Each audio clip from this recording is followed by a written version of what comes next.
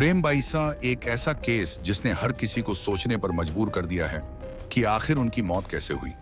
क्या उनके अपनों ने ही उन्हें मौत के घाट उतारा, या इसके पीछे कोई ऐसी सच्चाई छिपी है जिसे उनके पिता और करीबी सामने नहीं आने देना चाहते। राजस्थान की रेतीली धरती पर आस्था और रहस्य की कहानियां अक्सर जुड़ी रहती हैं, लेकिन साध्वी प्रेम बाईसा का केस कुछ ऐसा है जो न सिर्फ भक्तों को बल्कि पूरे देश को झकझोर रहा है।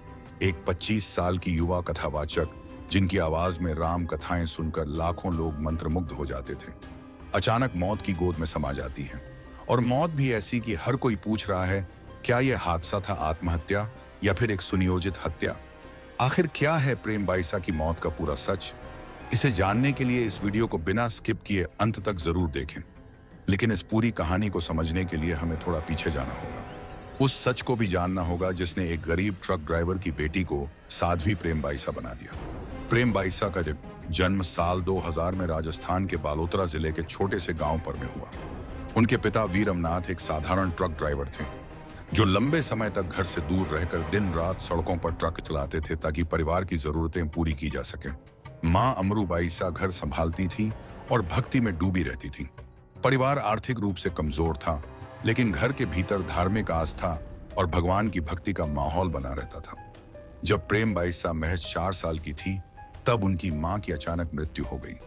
यह घटना परिवार के लिए एक बड़ा झटका साबित हुई। यह हादसा परिवार के लिए ऐसा सदमा था जिसने सब कुछ बदल दिया। पत्नी की मौत के बाद वीरमनाथ अंदर से टूट चुके थे।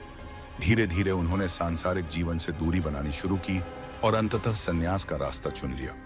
यहीं से वीरमनाथ का झुकाव पूरी तरह आध्यात्मिक जीवन की ओर हो गया। इसी दौरान वीरमनाथ ने अपनी बेटी प्रेम बाईसा में एक अलग ही प्रवृत्ति देखी। छोटी उम्र से ही वह खेलकूद में रुचि नहीं रखती थी। मंदिर जाना, भजन सुनना और धार्मिक कथाएं सुनना उन्हें ज्यादा पसंद था। जब प्रेम बाईसा लगभग 12 वर्ष की हुई, तब उनके पिता ने यह फैसला लिया कि उन्हें भी पूरी तरह आध्यात्मिक शिक्षा दी जाए। इसी निर्णय के तहत वीरमनाथ अपनी बेटी को जोधपुर के गुरु कृपा आश्रम ले गए, जहां संत राजा राम जी महाराज और कृपाराम जी महाराज के सानिध्य में प्रेम बाईसा की विधिवत शिक्षा शुरू हुई। यहीं उन्होंने संस्कृत का अध्ययन किया, शास्त्रों का ज्ञान लिया, भजन कीर्तन, राम कथा और भागवत कथा वाचन की बारीकियां सीखी। इसी आश्रम में प्रेम बाईसा ने अपनी पहली कथा कही, जिसे उनकी आध्यात्मिक यात्रा की वास्तविक शुरुआत माना जाता है। जोधपुर के गुरु कृपा आश्रम में प्रेम बाईसा की शिक्षा पूरी होने के बाद वीरमनाथ अपनी बेटी के साथ जोधपुर के बोरानाड़ा क्षेत्र में आकर बस गए। यहीं धीरे धीरे साधना कुटीर आश्रम का विकास हुआ। बाद के वर्षों में इससे जुड़े 2 अन्य आश्रम भी बने, जिनका संचालन और व्यवस्था प्रेम बाईसा और उनके पिता मिलकर संभालते थे। इसी दौर में वीरमनाथ को वीरपुरी महाराज के नाम से जाना जाने लगा, और वे सिर्फ पिता नहीं बल्कि प्रेम बाईसा के आध्यात्मिक गुरु और मार्गदर्शक भी बन गए। साधना कुटीर आश्रम में रहकर प्रेम बाईसा ने सनातन धर्म का प्रचार करना शुरू किया, जिसमें हजारों लाखों भक्त जुड़े। लेकिन यह सफर इतना आसान भी नहीं था, क्योंकि बचपन में उनकी मां का अचानक चले जाना, पिता का अकेला संघर्ष और समाज की नजरों में एक लड़की का संन्यास लेना, यह सब कहीं ना कहीं एक बड़ी चुनौती थी। इसके बाद भी प्रेम बाईसा ने कभी हार नहीं मानी। बचपन में मां का प्यार न मिलने के बावजूद उन्होंने अपनी मेहनत के दम पर खुद की पहचान बनाई। बहुत कम उम्र में प्रेम बाईसा एक प्रसिद्ध युवा कथावाचक के रूप में पहचान बनाने लगी। उनकी आवाज, आत्मविश्वास और भावनात्मक प्रस्तुति ने हजारों लाखों भक्तों को जोड़ा। सोशल मीडिया पर उनके भजन और कथाओं के वीडियो वायरल होने लगे। इंस्टाग्राम और यूट्यूब ने उन्हें एक मॉडर्न साध्वी की पहचान दिला दी। प्रेम बाईसा के फेमस होने के बाद अब कहानी में नया मोड़ आने लगा। हमारे समाज में अक्सर देखा जाता है कि जब कोई आगे बढ़ता है तो कुछ उसके करीबी ही उसे गिराने की कोशिश करने लगते हैं, और प्रेम बाईसा के साथ भी यही होने वाला था। आश्रम की रोजमर्रा की जिंदगी में कुछ लोग ऐसे थे जो भक्ति और सेवा के नाम पर जुड़े थे, लेकिन धीरे धीरे आश्रम का सारा कामकाज उन्हीं के हाथ में केंद्रित होने लगा। पहला नाम था जोगेंद्र उर्फ जोगाराम, जो कथा प्रोग्राम और भजन सत्र की पूरी जिम्मेदारी संभालता था और साउंड सिस्टम का ध्यान रखता था। दूसरा नाम था कृष्णा, यानी जोगेंद्र की पत्नी, जो आश्रम में सेवा और व्यवस्था संभालती थी। भक्तों के लिए पानी, चाय, उठना बैठना और अन्य व्यवस्थाएं उसका काम था, और कई बार वह प्रेम बाईसा के साथ किचन में भी मदद करती थी। तीसरा नाम था रमेश, जो प्रेम बाईसा का पुराना ड्राइवर और भरोसेमंद साथी था। जहां भी प्रोग्राम होता वह उन्हें खुद वहां ले जाता था। इसके अलावा 2 और सहायक थे। एक कथा और स्टेज सेटअप देखता था, जबकि दूसरा आश्रम की साफ सफाई और छोटे मोटे काम संभालता था। यही लोग आश्रम के सभी कामों की रीढ़ की हड्डी बन गए थे। जैसे जैसे प्रेम बाईसा की लोकप्रियता बढ़ती गई, वैसे वैसे भीड़, दान और पैसा भी बढ़ता गया। ऊपर से सब कुछ ठीक दिखाई देता था, लेकिन अंदर ही अंदर हिस्सेदारी और पैसों को लेकर तनाव पैदा होने लगा। असली खेल तब शुरू हुआ जब 2022 की शुरुआत में यह खामोशी टूट गई। प्रेम बाईसा ने खुद बताया कि उनके पुराने स्टाफ ने 2021 का एक पुराना सीसीटीवी वीडियो निकालकर उसे गलत तरीके से इस्तेमाल करके उन्हें ब्लैकमेल करने की कोशिश की और उनसे 20 रुपए लाख की मांग की। साथ ही धमकी दी कि अगर पैसे नहीं दिए गए तो वीडियो सोशल मीडिया पर वायरल कर देगा। इसलिए प्रेम बाईसा ने तुरंत बोरानाडा थाने में शिकायत दर्ज करवाई, लेकिन पुलिस ने ज्यादा ध्यान नहीं दिया। जांच आगे नहीं बढ़ी और मामला धीरे धीरे ठंडा पड़ गया। 3 साल बीत गए और सब कुछ शांत लग रहा था कि तभी अचानक 13 जुलाई 2025 को वही पुराना सीसीटीवी वीडियो सोशल मीडिया पर आग की तरह फैल गया। वीडियो की तारीख के मुताबिक यह वीडियो 8 जनवरी 2021 की रात 10:22 का है। वीडियो में साध्वी प्रेम बाईसा एक कमरे में बिस्तर पर लेटी हुई नजर आ रही है, जबकि एक महिला कमरे में आती जाती हुई उनसे बातचीत कर रही है। इसी दौरान भगवा वस्त्र पहने, सिर पर पगड़ी और चेहरे पर मास्क लगाए एक शख्स सीधे प्रेम बाईसा के कमरे में पहुंचता है और उनके गालों को छूकर उन्हें पुचकारने लगता है। कुछ देर बाद साध्वी प्रेम बाईसा बिस्तर से उठती है और उस व्यक्ति के गले लग जाती है। वह शख्स भी प्रेम बाईसा को आलिंगन करते हुए थोड़ी देर के लिए उन्हें गोद में उठा लेता है और गोद में उठाकर झटके मारता है। देखने से ऐसा लग रहा था मानो किसी फिल्म का रोमांटिक सीन चल रहा हो, जिसमें अश्लीलता साफ झलक रही थी। भगवा वस्त्र में इस हालत में दोनों का वीडियो सामने आते ही लोगों की भावनाएं भड़क उठी। देखते ही देखते सोशल मीडिया से लेकर आम लोगों तक हर तरफ आक्रोश फैल गया। ट्रोलिंग शुरू हो गई, गालियां दी जाने लगी, आरोप लगाए गए और अफवाहें तेजी से फैलने लगी। कई लोगों ने इसे आस्था से जोड़ते हुए कड़ी आपत्ति जताई और कुछ ने प्रेम बाईसा को धर्म विरोधी तक कहना शुरू कर दिया और हर तरफ हंगामा मच गया। इसके बाद प्रेम बाईसा सामने आई और उन्होंने अपनी सफाई दी। उन्होंने कहा कि वायरल किया गया वीडियो जानबूझकर गलत तरीके से एडिट किया गया है ताकि उन्हें बदनाम किया जा सके। प्रेम बाईसा का कहना था कि वीडियो में दिखाई देने वाला व्यक्ति कोई और नहीं बल्कि उनके पिता और गुरु हैं। प्रेम बाईसा ने शुरुआत में यह दावा किया था कि किसी ने उनके निजी वीडियो को तोड़ मरोड़ कर सोशल मीडिया पर फैलाया है और इसका मकसद सिर्फ उन्हें बदनाम करना है। बाद में दिए गए एक बयान में साध्वी प्रेम बाईसा ने कहा कि क्या पिता अपनी बच्ची से स्नेह नहीं कर सकते हैं? यह पिता और बेटी का प्यार है। लोग इसे गलत नजरिए से देख रहे हैं। प्रेम बाईसा की इस सफाई के बाद लोगों का गुस्सा और भड़क उठा। लोगों का कहना था कि वीडियो में सिर्फ गले लगना अपने आप में कोई गलत बात नहीं थी, क्योंकि आज के समय में इसे सामान्य माना जा सकता है। लेकिन आपत्ति वीडियो के आखिरी हिस्से को लेकर थी, जहां उस व्यक्ति की हरकतें लोगों को असहज करने वाली लगी। लोगों का मानना था कि वीडियो के अंतिम हिस्से में दिखाई देने वाला व्यवहार पिता पुत्री या गुरु शिष्य जैसे पवित्र रिश्तों की मर्यादा के अनुरूप नहीं था। कोई भी पिता गोद में उठाकर झटके मारने जैसा व्यवहार नहीं करता। कुछ लड़कियों ने भी कहा कि वे खुद को आधुनिक सोच वाली मानती हैं, लेकिन इसके बावजूद उनके अपने पिता भी कभी ऐसी हरकत नहीं करेंगे। उनका कहना था कि यह व्यवहार आपत्तिजनक है, क्योंकि कोई भी पिता अपनी बेटी के साथ इस तरह की हरकत नहीं करता। इस वीडियो ने प्रेम बाईसा की जिंदगी में कितना असर डाला, इसका अंदाजा आप बस इसी बात से लगाइए कि प्रेम बाईसा ने इस वीडियो के सामने आने के बाद कथित तौर पर शंकराचार्य समेत दूसरे बड़े संतों से बात की थी और अपनी बेगुनाही साबित करने के लिए अग्नि परीक्षा तक देने की बात कही थी। लेकिन ऐसा कुछ हुआ नहीं। हर तरफ अपमानजनक कमेंट, बदनामी, धमकियां और अफवाहें फैलने लगी। हालांकि इसके बाद भी प्रेम बाईसा बाहर से मजबूत दिखाई दे रही थी, लेकिन अंदर से वह पूरी तरह टूट चुकी थी। इसके बावजूद उन्होंने हिम्मत नहीं हारी और पुलिस के पास गई। अपनी सफाई में प्रेम बाईसा ने बताया था कि यह तस्वीरें उस समय की हैं जब वह गहरे अवसाद में थी और उनके पिता उनसे गले लगकर उन्हें ढांढस बंधा रहे थे। साध्वी का कहना था कि आश्रम से जुड़े कुछ लोगों ने आश्रम में लगे सीसीटीवी कैमरों की फुटेज चोरी से निकलवाई और उसे जानबूझकर बदनाम करने के इरादे से वायरल किया गया। उन्होंने यह भी आरोप लगाया कि वीडियो वायरल करने से पहले उनसे अवैध वसूली की कोशिश की गई थी। इसके बाद 16 जुलाई 2025 को बोरानाडा थाने में एक नई एफआईआर दर्ज कराई गई। मामले में धारा 384 ब्लैकमेल और आईटी एक्ट की धारा 67 अश्लील सामग्री के प्रसारण के तहत केस दर्ज हुआ। इस केस में मुख्य आरोपी जोगेंद्र उर्फ जोगाराम को 20 जुलाई 2025 को गिरफ्तार कर लिया गया। पुलिस पूछताछ के दौरान आरोपी ने कबूल किया कि प्रेम बायसा से उसकी पुरानी रंजिश थी और उसी का बदला लेने के लिए उसने जानबूझकर उन्हें बदनाम करने के इरादे से वीडियो वायरल किया। हालांकि कुछ दिनों बाद वैसे जमानत पर रिहा हो गया। इसके बाद का समय प्रेम बायसा के लिए सबसे कठिन दौर साबित हुआ। वीडियो वायरल होने के बाद न सिर्फ साध्वी प्रेम बायसा बल्कि उनके पिता और गुरु वीरमनाथ तथा आश्रम की साख को भी नुकसान पहुंचा। इसके साथ ही प्रेम बायसा के कई असाइनमेंट भी कैंसिल हो गए। इन तमाम सफाइयों के बावजूद प्रेम बायसा की ट्रोलिंग थमी नहीं, क्योंकि वीडियो देखकर लोगों की भावनाएं गहराई से आहत हुई थी। फिर वह दिन आया जिसके बारे में कभी किसी ने सोचा भी नहीं था। 28 जनवरी 2026 को साधना कुटीर आश्रम में प्रेम बायसा को जुकाम और बुखार था। इसी दौरान उनके पिता वीरमनाथ, जो उनके गुरु भी रहे, उन्होंने प्रेम बायसा को अस्पताल ले जाने के बजाय घर पर ही इंजेक्शन लगवाने का फैसला किया। इसके लिए उन्होंने एक कंपाउंडर देवी सिंह राजपुरोहित को बुलाया। यहीं से सवाल खड़े होने लगते हैं। मामूली जुकाम और बुखार में सीधे इंजेक्शन, वह भी किसी कंपाउंडर से। इंजेक्शन लगते ही महज 1 मिनट के भीतर ही प्रेम बायसा की हालत अचानक बिगड़ने लगी।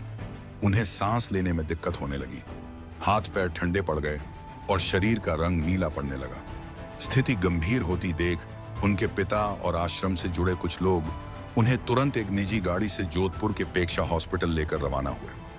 शाम के लगभग 5:30 पर अस्पताल पहुंचने पर डॉक्टरों ने जांच के बाद प्रेम बायसा को मृत घोषित कर दिया। पेक्षा हॉस्पिटल के डॉक्टर प्रवीण जैन ने प्रेम बायसा के पिता से कहा कि पोस्टमार्टम करवा लीजिए। प्रवीण जैन ने पोस्टमार्टम के लिए बॉडी को सरकारी अस्पताल ले जाने की सलाह दी, एम्बुलेंस उपलब्ध कराई, लेकिन पिता ने साफ मना कर दिया, यह कहते हुए कि पोस्टमार्टम करने की कोई जरूरत नहीं है। इसके बाद प्रेम बायसा के पिता बॉडी को प्राइवेट कार में ही वापस बोरानाडा आश्रम ले गए, बिना पोस्टमार्टम कराए। थोड़ी देर बाद पेक्षा हॉस्पिटल के डॉक्टर ने पुलिस को सूचना दी, क्योंकि संदिग्ध मौत के मामलों में पोस्टमार्टम जरूरी होता है। बोरानाडा थाने के सब इंस्पेक्टर हेमराज सहित 4 और पुलिस कर्मियों ने आश्रम पहुंचकर कमरे को सील कर दिया और पुलिस ने प्रेम बायसा के पिता से कहा कि बॉडी का पोस्टमार्टम कराने के लिए उन्हें अभी सरकारी हॉस्पिटल चलना होगा। पहले तो प्रेम बायसा के पिता ने पुलिस को रोका कि वह पोस्टमार्टम नहीं कराना चाहते, लेकिन फिर पुलिस की कड़ाई के आगे प्रेम बायसा के पिता टूट गए और पुलिस ने बॉडी को जब्त कर लिया। रात लगभग 9:30 पर प्रेम बायसा के इंस्टाग्राम अकाउंट से एक पोस्ट सामने आया। उस पोस्ट में लिखा था, पूज्य सभी संतों को प्रखंतों को प्रणाम। मैंने हर एक क्षण सनातन प्रचार के लिए जिया। दुनिया में सनातन धर्म से बड़ा कोई धर्म नहीं है। आज अंतिम श्वास तक मेरे दिल में सनातन ही है। मेरा सौभाग्य है कि मैंने सनातन धर्म में जन्म लिया और अंतिम श्वास भी सनातन के लिए ली। मेरे जीवन में आदि जगत गुरु शंकराचार्य भगवान विश्व योग गुरुओं व पूज्य संत महात्माओं का हर पल आशीर्वाद रहा। मैंने आदि गुरु शंकराचार्य और देश के कई महान संत महात्माओं को लिखित पत्र लिखा, अग्नि परीक्षा के लिए निवेदन किया, लेकिन प्रकृति को क्या मंजूर था। मैं इस दुनिया से हमेशा के लिए अलविदा, लेकिन ईश्वर और पूज्य संत महात्माओं पर पूर्ण भरोसा है। मेरे जीते जी नहीं तो जाने के बाद तो न्याय मिलेगा। अब सबसे बड़ा सवाल यही था, जब डॉक्टर 5:30 पर प्रेम बायसा को मृत घोषित कर चुके थे, तो रात 9:30 पर उनके इंस्टाग्राम अकाउंट से यह पोस्ट आखिर किसने डाली। यह सवाल हर तरफ उठने लगा और मामला और भी रहस्यमय होता चला गया। अगले दिन प्रेम बायसा की बॉडी को जोधपुर के एमजी सरकारी अस्पताल ले जाया गया। वहां एक मेडिकल बोर्ड डॉक्टरों की टीम ने पोस्टमार्टम किया, ताकि मौत की वजह इंजेक्शन से रिएक्शन या कुछ और का पता लग सके। पुलिस ने कहा कि परिवार की शुरुआती अंशा के बावजूद कानूनी प्रक्रिया के तहत यह जरूरी था और कोई औपचारिक शिकायत न होने पर भी जांच शुरू की गई। वहीं प्रेम बायसा की मौत के 4 घंटे बाद जब उनके इंस्टाग्राम अकाउंट से पोस्ट सामने आया, तो लोगों ने सवाल उठाना शुरू कर दिया कि जब प्रेम बायसा की मौत हो चुकी थी तो उनके इंस्टाग्राम अकाउंट से पोस्ट किसने किया। इसके बाद खुद प्रेम बायसा के पिता वीरमनाथ सामने आए और उन्होंने बताया कि यह पोस्ट जानबूझकर उन्हीं के कहने पर डलवाई गई थी, ताकि पूरा मामला लोगों के सामने आ सके और न्याय की मांग उठे।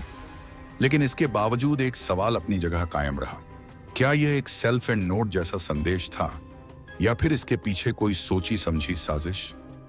मामले की गंभीरता को देखते हुए पुलिस ने तुरंत अननेचुरल डेथ का केस दर्ज किया। जोधपुर पुलिस कमिश्नर ओम प्रकाश ने इस पूरे मामले की जांच के लिए 9 सदस्यीय एसआईटी का गठन किया।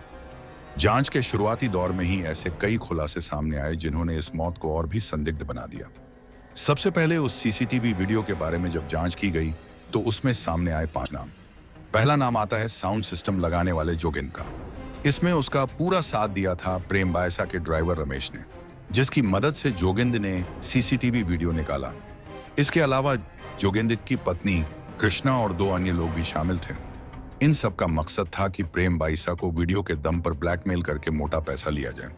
लेकिन जब साध्वी प्रेम बाइसा ने पैसे देने से मना कर दिया तो उन्होंने वीडियो वायरल कर दिया। सबसे हैरानी की बात तो यह रही कि प्रेम बाइसा की मौत के अगले ही दिन आश्रम के सभी सीसीटीवी कैमरे हटा दिए गए।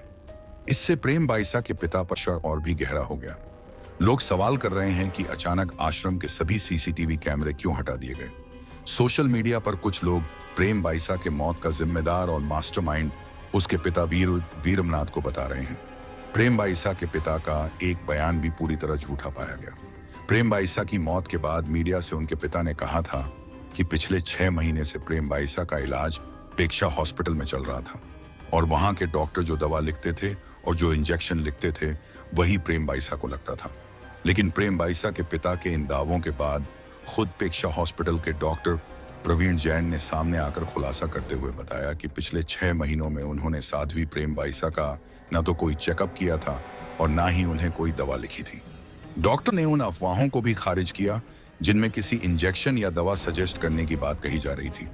तो फिर सवाल सीधा है, बिना चेकअप के साध्वी प्रेम बाइसा को इंजेक्शन कैसे लगा? पुलिस ने कंपाउंडर देवी सिंह को कई दिनों तक डिटेन किया। उसने एडमिट किया कि प्रेम बाइसा के पिता वीरमनाथ के कहने पर उसने 2 इंजेक्शन लगाए, डेक्सोना और डायनापार। पुलिस ने उसके इक्विपमेंट जब्त किए और खाली वायल्स रिकवर किए। कंपाउंडर देवी सिंह ने यह भी बताया कि उस दिन उसके पास 2 कॉल आए थे, पहला दोपहर 12 बजे और दूसरा शाम करीब 5 बजे।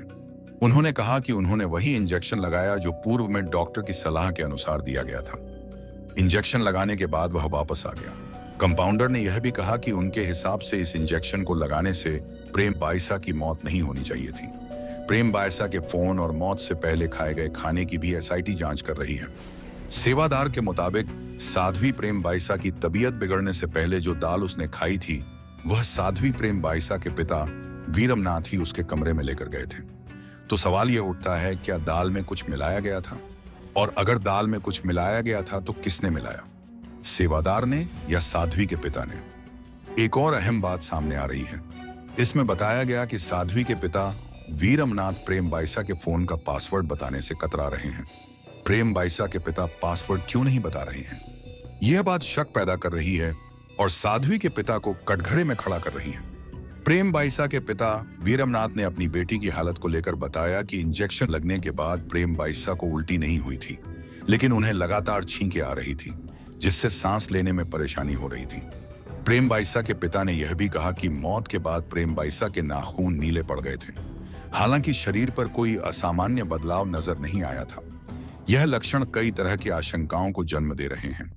पुलिस फिलहाल कई संभावनाओं पर काम कर रही है। क्या मौत किसी दवा या गलत इंजेक्शन के रिएक्शन से हुई, या फिर उस रात खाने में दी गई दाल में कोई जहरीला पदार्थ मिलाया गया था? मेडिकल बोर्ड ने पोस्टमार्टम कर लिया है, लेकिन मौत की असली वजह एफएसएल रिपोर्ट आने के बाद ही साफ हो पाएगी। जांच में यह भी पता चला कि आश्रम की सीसीटीवी फुटेज भी गायब है और सबसे अहम बात यह है कि पोस्टमार्टम की रिपोर्ट आई जरूर, लेकिन मौत का स्पष्टीकरण नहीं मिला। लेकिन रिपोर्ट में छोटी और बड़ी आंत पूरी तरीके से लाल पाई गई, जो कि जहर या फिर किसी विषैले पदार्थ का असर का संकेत हो सकती है। पोस्टमार्टम रिपोर्ट के बाद प्रेम बाइसा के शरीर के अंदरूनी अंग जैसे आंत, लीवर, किडनी, गुर्दे और भी कई हिस्सों को निकालकर फोरेंसिक जांच के लिए भेज दिया गया है। फोरेंसिक जांच के बाद पूरा सच पता चलेगा कि आखिर प्रेम बाइसा की मौत कैसे हुई थी। अब प्रेम बाइसा के पिता पर शक की सुई सबसे ज्यादा घूम रही है। वजह यह है कि उनके बयानों में लगातार विरोधाभास देखने को मिल रहा है। डॉक्टरों के कहने के बावजूद पोस्टमार्टम ना कराना, मौत के एक दिन बाद ही आश्रम के सभी सीसीटीवी कैमरे हटवा देना, सीसीटीवी फुटेज का डिलीट होना, अलग अलग तरीके का बयान देना, कुछ महीने पहले वीडियो वायरल होना, मौत से 2 दिन पहले प्रेम बाइसा का पूरी तरह स्वस्थ होना। प्रेम बाइसा की मौत के बाद उनके इंस्टाग्राम अकाउंट से पोस्ट किया जाना। वीडियो वायरल होने के बाद जिस मकान में प्रेम बाइसा और उनके पिता रहते थे, उस मकान मालिक का अचानक दुनिया छोड़कर जाना, पुलिस प्रशासन को रोकना और प्रेम बाइसा के मोबाइल का पासवर्ड बताने से बचना, यह सभी बातें इस ओर इशारा कर रही हैं कि कहीं ना कहीं प्रेम बाइसा के पिता की भूमिका संदिग्ध हो सकती है। हनुमान बेनीवाल जैसे कई नेता सीबीआई जांच की मांग कर रहे हैं। संत समाज और भक्तों में भारी आक्रोश है। जगह जगह प्रदर्शन भी हो रहे हैं। अब देखना यह है कि इसके पीछे का असली खिलाड़ी कौन है, उसके पिता, वह पुराने वर्कर या फिर कोई और। लेकिन आप सभी को क्या लगता है, प्रेम बाइसा की मौत के पीछे किसका हाथ है? अपनी राय कमेंट करके जरूर बताइए और इस केस से जुड़े हर नए अपडेट पाने के लिए चैनल को सब्सक्राइब कर लें ताकि प्रेम बाइसा से जुड़ा हर अपडेट आप तक पहुंचे जी।